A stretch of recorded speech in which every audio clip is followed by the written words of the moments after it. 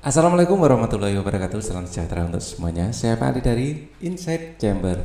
Sekarang kita masuk pada pembelajaran 5 ya. Ini adalah halaman 32. Untuk bahasan yang lain bisa dilihat di sini. Ini adalah playlist. Dengan menggunakan playlist pembahasan didapatkan secara urut dan runtut. Jadi gunakan playlist. Link dari playlist ada di bawah di kolom deskripsi atau langsung tap di channel, masuk ke dalam channel, lalu nama playlistnya adalah kelas 3 buku tematik. Kita langsung bahas pembelajaran 5. Ini adalah bambu runcing. Kalau ini pahlawan membawa bambu runcing. Dan ini adalah pramuka. Ya, anggota pramuka sering menggunakan tongkat ya dalam kegiatan. Ya, saya pakai warna merah. Ya, suka menggunakan tongkat. Kalau ini bambu runcing kalau ini ya. Dalam kegiatan tongkat sangat banyak manfaatnya. Tongkat dapat digunakan sebagai tempat memasang bendera regu, ya kan? Tongkat juga dapat digunakan untuk membuat tiang bendera, untuk mendirikan tenda juga menggunakan tongkat. Tongkat yang digunakan anggota pramuka terbuat dari bambu atau kayu dengan ujung tumpul. Ya, kalau ujungnya runcing seperti ini, ya nanti bahaya, ya kan? Dahulu para pahlawan menggunakan tongkat sebagai senjata dalam peperangan. Para pahlawan menggunakan tongkat bambu yang ujungnya lancip, kita sebut sebagai bambu runcing. Bambu dengan ujung lancip disebut dengan bambu runcing. Ujung tongkat ada yang tumpul, ada yang runcing, dibuat sesuai dengan kebutuhan. Arek-arek Surabaya dalam mempertahankan kemerdekaan negara di Surabaya menggunakan bambu runcing melawan tentara Inggris yang menggunakan peralatan tempur lengkap. Ada tank, ada kapal laut, ada kapal udara, ada pesawat. Wih, gila. Mereka itu sampai kehabisan peluru menghadapi pemuda-pemuda dari Surabaya. Sudut yang dibuat beragam. Ada sudut tumpul, ada sudut siku-siku ya yang dibuat. Nah ini ya, ini adalah di sini adalah sudut lancip ya. Ini sudut tumpul. Ya, di sini ada sudut tumpul. Nah, di sini sudut lancip. Nah, bentuk sudut juga beragam. Ada sudut tumpul dan sudut lancip. Ada pula sudut siku-siku. Perhatikan penjelasan berikut mengenai jenis-jenis sudut. Cobalah lakukan kegiatan, siapkan kertas. Kita kertas asal saja ya, misalnya kertas ini ya, atau biar kelihatan kalau itu kertasnya asal bisa kita topek sedikit ya. Ini kertas, siapkan seperti ini. Lipat kertas menurut garis mendatar, kita lipat seperti ini menurut garis mendatar ya. Nah, kemudian lipatan menurut garis tegak ini dilipat lagi sampai setangkup seperti ini. Nah, kita lipat lagi menjadi seperti ini. Nah, inilah sudut siku-siku ya, didapat pojok siku-siku seperti ini ya. Pojok siku-siku telah kamu buat menurut jenis-jenis sudut ya. Nah, tentukan jenis sudut berikut. Nah, kalau di sini adalah sudut siku-siku ya. Kalau suatu sudut ini lebih kecil dari sudut siku-siku, ini kita sebut sebagai sudut lancip. Nah, ini siku-siku. Kalau sudutnya lebih besar daripada siku-siku, ini kita namakan sudut tumpul ya. Kalau sama dengan 2 kali siku-siku disebut lurus ya. Di sini siku-siku ya, di sini juga siku-siku digabung menjadi satu, jadilah garis lurus. Nah, seperti ini, lurus. Bagian bawahnya sini lurus ini. Ya. Sudut lurus. Nah, lurus ini juga merupakan sudut ya, sudut lurus. Oke.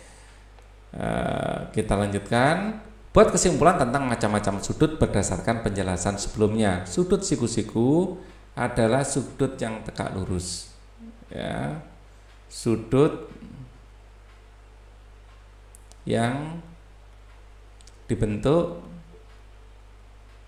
2 garis ya, dari ya, dari 2 garis ya, yang berpotongan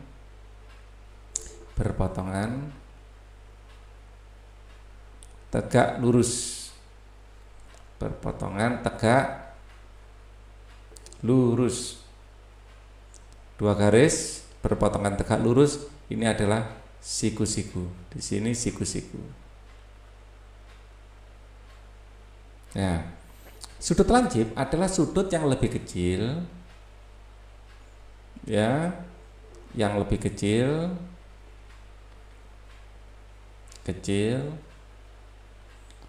dari sudut siku-siku.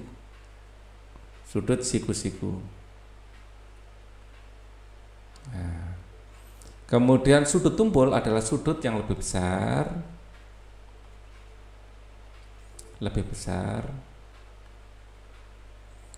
dari sudut siku-siku. Ini boleh ditambahkan ya, dan lebih besar dari 0 ya. Sudut yang lebih kecil dari sudut siku-siku dan lebih besar dari sudut 0. Ini sebagai keterangan, bisa dikasih dalam kurung ya, dan lebih besar dari sudut 0. Ini juga sudut yang lebih besar dari sudut siku-siku ya, nah, dalam kurung, dan atau tidak dikasih kurung juga tidak apa-apa sih sebenarnya ya. Dan ini tapi sebagai keterangan ya, lebih kecil dari sudut lurus ya. Sudut lurus adalah sudut yang besarnya tepat 2 kali sudut siku-siku. Sudut yang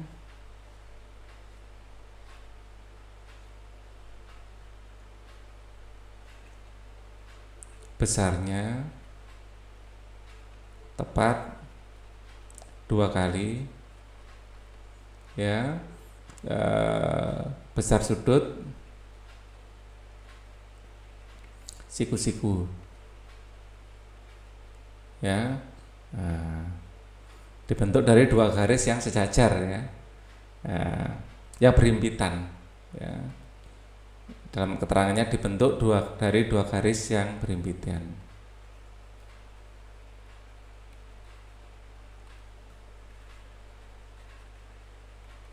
Yang berhimpitan ya, atau hanya 1 garis atau hanya 1 garis ya, hanya 1 garis.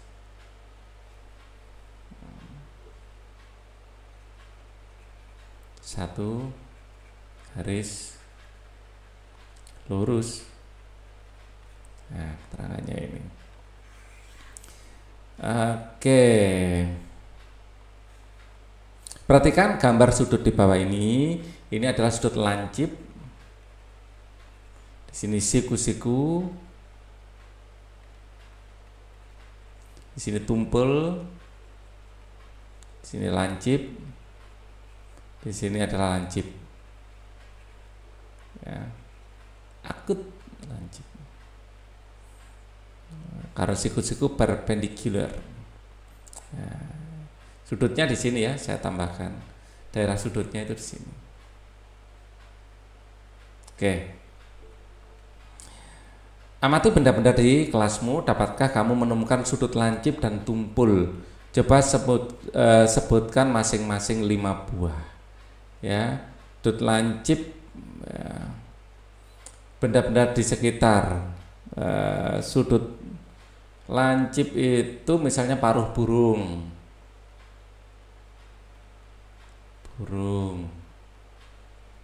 terus kemudian yang lancip lagi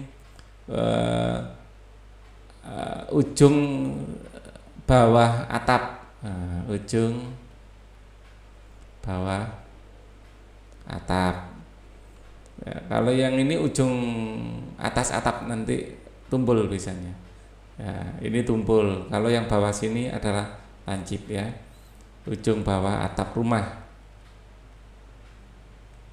Nah, atap rumah. Kalau yang tumpul ini contohnya adalah yang tumpul uh, sudut tumpul, pintu yang dibuka lebar-lebar, ya. Gak susah ya menemukan, maksudnya kalau pintu kan bisa buka, bisa nutup dengan bebas gitu ya.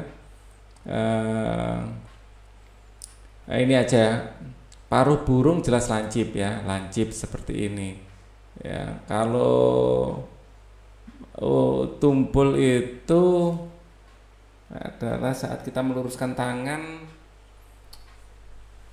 ya, saat menekuk kaki. Menekuk itu seberapa besar nekuknya ya,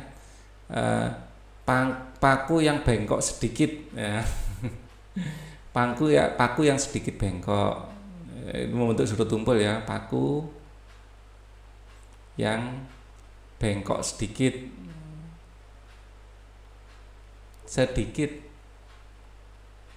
nah, seperti ini ya, paku kadang-kadang bengkoknya sedikit saja. Nah, ini membentuk sudut tumpul ya. Kalau paruh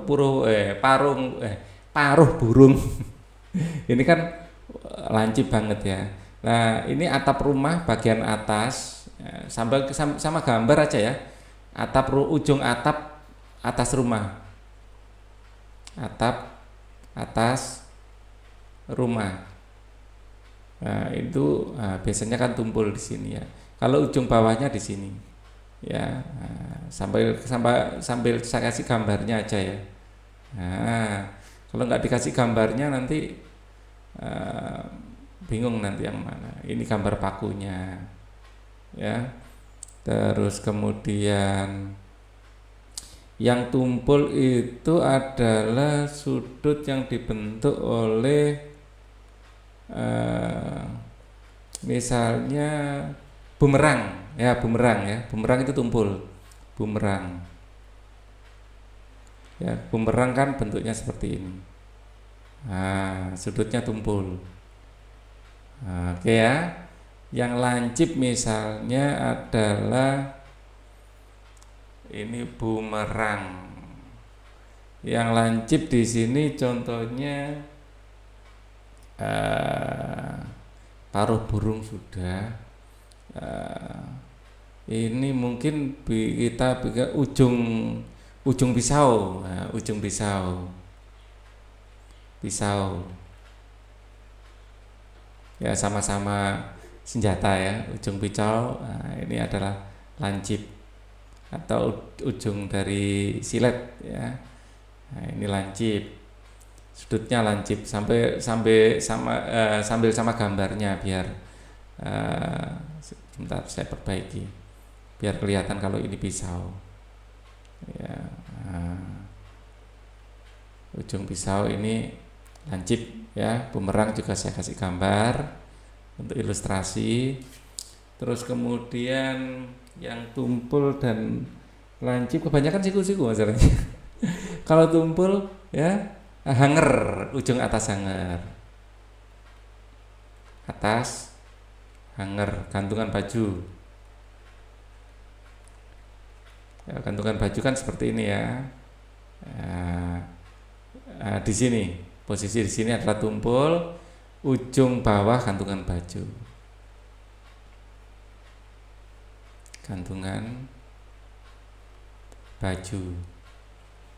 ya.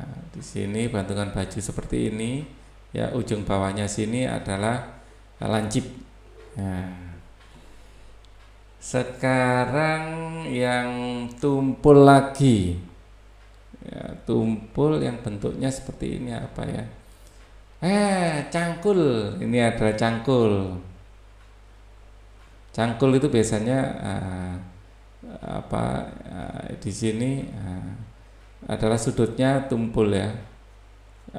Lancip, cangkul. Yang tumpul misalnya sekarang cangkul ya, bajak sawah ya. Bajak sawah ini tumpul, tapi saya ingin contoh yang lain. Contoh yang lain harus ditunjukkan ya sudutnya di sini. Ini sudutnya yang lancip, cangkul. Sekarang agak susah juga ternyata nyari contohnya gitu. Alat musik ya, alat musik yang menunjukkan tumpul itu pokoknya tumpul yang seperti ini ya. Apa? Layang-layang. Ujung atas layang-layang. Ujung atas layang-layang. Layang-layang kan seperti ini ya. Di sini. Ini adalah tumpul. Ujung atas layang-layang. Wah, akhirnya komplit juga ya. Ujung atas layang-layang. Ya, ditunjukkan biar nggak keliru. Oke. Ini cangkul ya. Sekarang coba kalian perhatikan gambar-gambar berikut. Ya. Coba kalian perhatikan gambar-gambar berikut. Apakah gambar-gambar berikut memiliki sudut? Ya, ya, tentu saja bagian atasnya semuanya siku-siku di sini ya. Di sini memiliki sudut siku-siku. Ya, di sini di sini ada sudut siku-siku juga. Terus di sini ada sudut siku-siku. Ya. Semuanya ada sudut siku-sikunya ya. Tunjukkan, ini sudah saya tunjukkan pakai pakai apa? Iya. Ini adalah sudut-sudutnya. Di sini ada sudut siku-siku mudah dicari di sini. Yang ini agak susah dicari di dalam sini. Ya, ada sudutnya. Tahukah kamu lambang apakah itu? Lambang tersebut merupakan lambang pramuka. Beberapa daerah di Indonesia, gambar pramuka di setiap daerah berbeda-beda. Keragaman tersebut sesuai dengan keunikan dan keunggulan yang dimiliki setiap daerah. Meskipun demikian, tujuan semua anggota Indonesia itu sama. Keberagaman lambang pramuka ini sesuai dengan semboyan negara kita. Semboyan negara kita adalah Bhinneka Tunggal Ika, berbeda-beda tetapi tetap satu jua. Arti Bhinneka adalah beraneka ragam atau berbeda-beda. Kata tunggal berarti satu, kata ika berarti juga, beragam, satu juga. Bhinneka Tunggal Ika adalah berbeda-beda tetapi tetap satu juga. Berbeda-beda tetapi tetap satu juga. Semboyan ini digunakan untuk menggambarkan persatuan dan kesatuan bangsa Indonesia. Bangsa Indonesia terdiri atas beraneka ragam budaya. Bangsa Indonesia memiliki banyak bahasa daerah. Bangsa Indonesia juga terdiri atas berbagai agama, kepercayaan, keberagaman yang dimiliki Indonesia adalah kekayaan kebudayaan. Keberagaman harus disyukuri dan dipelihara. Ya, ayo berlatih. Jawablah pertanyaan di bawah ini sesuai dengan bacaan sebelumnya. Semboyan negara Indonesia adalah Bhinneka Tunggal Ika. Ya, semboyan tersebut dapat kita lihat di pita yang dicengkeram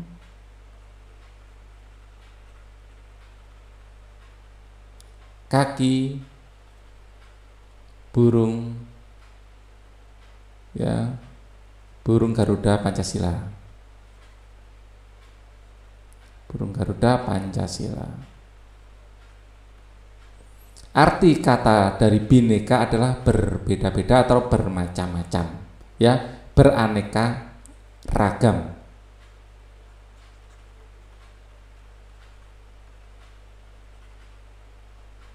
Arti kata tunggal adalah satu. Ya, tunggal berarti satu. Arti kata ika adalah juga. Arti semboyan Bhinneka Tunggal Ika adalah, jawabannya ada ditaruh di sini ya, biar ndak ya. Bhinneka Tunggal Ika.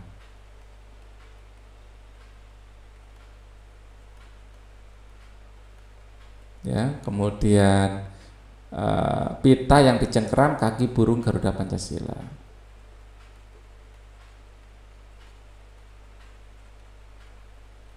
Kaki, ya, burung Garuda Pancasila. Ya, nomor 3 tadi adalah beraneka ragam.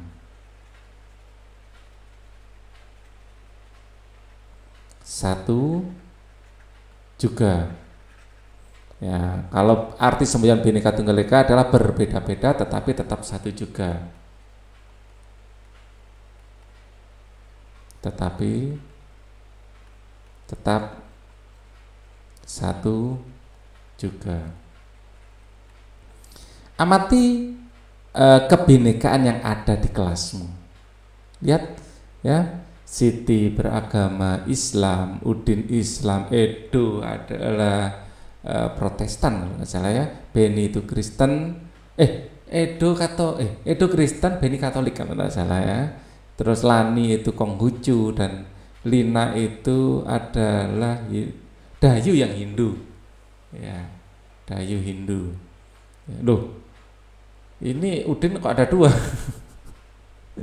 Ada kembarannya ya, cuman nggak pakai kacamata, rambutnya aja yang sama. Ya. Kemudian tuliskan 5 teman terdekatmu di kelas, lalu tuliskan hal baik yang dimiliki temanmu tersebut. Tuliskan paling sedikit 3 hal baik. Ya, wah Pak Ali harus mengingat-ingat teman lama ini. Misalnya dulu punya teman namanya Iwan. Halo Iwan, masih ingat saya? Iwan. Ya, Iwan ini hal baik yang dimiliki, dia itu baik hati, ya, baik hati, teman yang setia, ya. Hal baik, teman yang enak diajak ngobrol, yang enak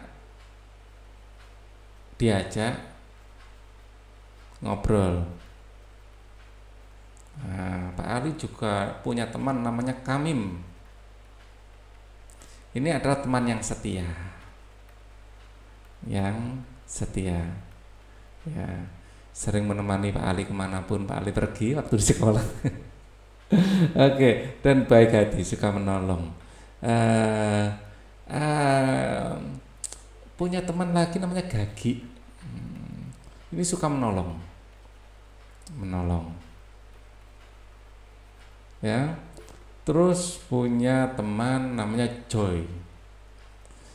Joy ini Joy Leonardo, baik hati. Joy ini baik hati, ya, suka berbagi,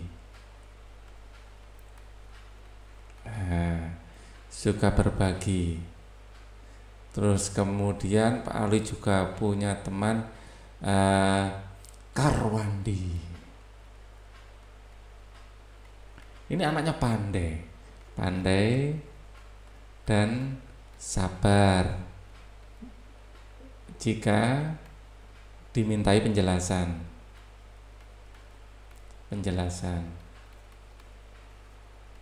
Nah, halo Karwandi, siapa tahu lihat video ini. Lalu coba mewawancarai temanmu sesuai pertanyaan berikut. Nama teman, ya, Iwan. Agama, wah, di antara teman-teman yang disebutkan di sini, ya. Lalu coba wawancari temanmu sesuai dengan pertanyaan berikut. Agama Islam, suku Jawa, warna kesukaan putih. Wah, makanan dia paling suka makan sate. Ya, ini masih tinggal di kampung. Terus ada, ini contoh lah ya, contoh. Kamim, dia agama Islam, ya, suku Jawa, warna kesukaan adalah merah, dia suka nasi bebek, ya. Oke, sekarang tinggal di Surabaya. Kemudian ada nama Gagi, ini juga Islam.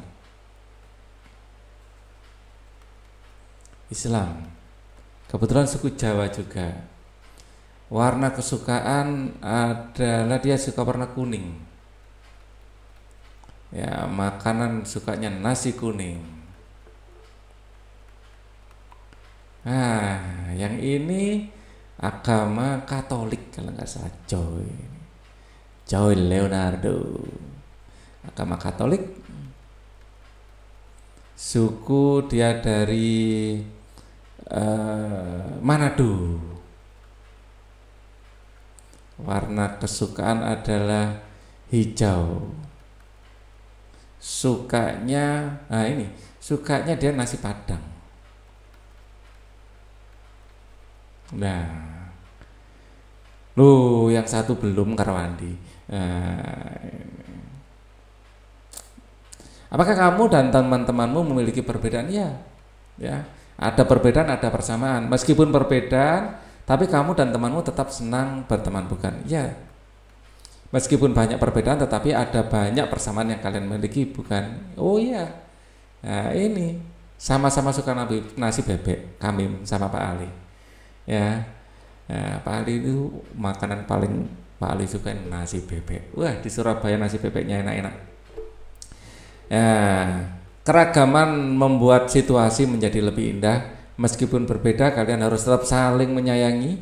Meskipun berbeda, kalian harus tetap saling menghargai. Semua makhluk ciptaan Tuhan menerima perbedaan merupakan bentuk syukur kepada Tuhan. Ya, menerima perbedaan adalah bentuk syukur kepada Tuhan, karena perbedaan yang ada ini ada karena diciptakan oleh Tuhan. Ya, orang tua mengenalkan perbedaan dan persamaan yang dimiliki anggota keluarga. Orang tua menjelaskan meskipun memiliki perbedaan, tetapi sesama anggota keluarga tetap saling menyayangi dan disiplin. Pak Ali sebenarnya punya banyak temannya. Ada yang dari Bali, ada Putu, ada Komang. Yang dari Papua ada Frederick. Yang dari Batak ada Iswan Sembiring. Banyak, Doni Tumpal. Nah, itu adalah teman-teman Pak Ali dari ini ya, dari Batak. Macam-macam sebenarnya. Baru kepikiran sekarang. Oke, tapi setelah kuliah bermacam-macam ya. Dulu waktu SD ya kebanyakan Islam karena di Kediri banyak didominasi Islam. Di desanya Pak Ali maksudnya. Oke, untuk pembelajaran ke-6 kita akan pelajari di video berikutnya. Thank you for watching. Wassalamualaikum warahmatullahi wabarakatuh.